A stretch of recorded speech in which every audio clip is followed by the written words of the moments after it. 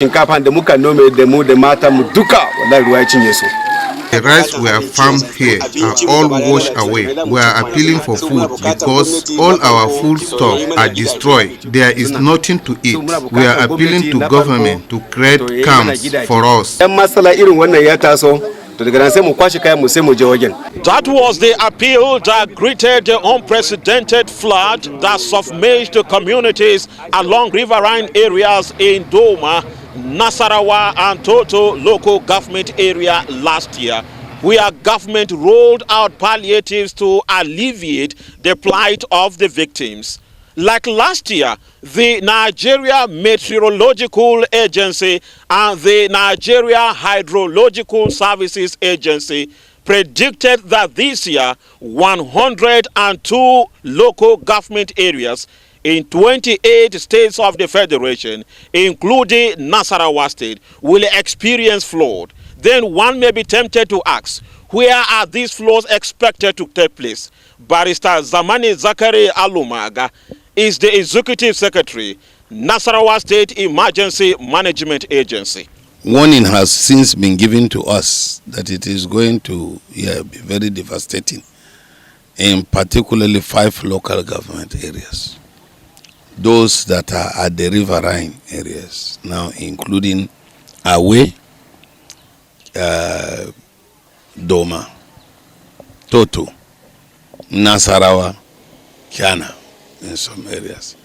Then we have flash points, and that is to say those local government areas that are not by the riverine area, River Benue, will get the heat as a result of heavy downpour in such areas.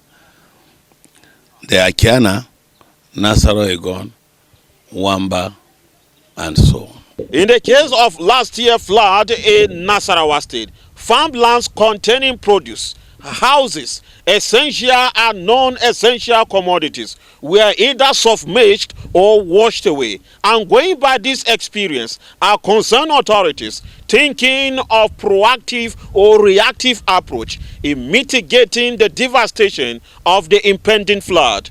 Barrister Alumaga speaks further. Is to sensitize the people, particularly those at the riverine areas, to be conscious of the fact that it is going to happen. The prediction is to start from the end of August to September proper. Second thing that the agency has done is to now identify high places for the purposes of putting camps, getting the people to move to those safe zones if there is this flooding. And the third one is to stock our stores with some things that will ameliorate, the crisis. For instance, food and non-food items, including building materials and so on. In the recent years, community within the riverine areas in Nasarawa State have continued to lose the property due to flood, and relocating them has never been an option due to ancestral beliefs and land-related disputes. In the face of this, therefore, what is the way out?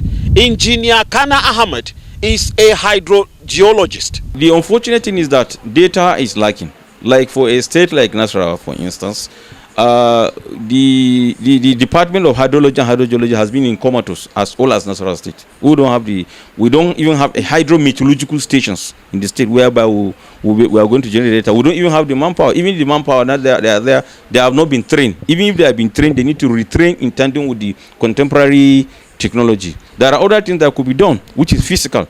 That you create what we call coffer dams. That you create embankments on the rivers, whether there is water or not. It reduces pits, so that such water that comes from upstream, as it is coming impromptu, without your knowledge, those dams you create them as coffer dam would create a sort of break, so that it will now have minimal disaster. Lafia, the Nasarawa State capital, even though not mentioned among areas to experience flood this year, no year passes by without the state capital having issues of devastation occasioned by flood.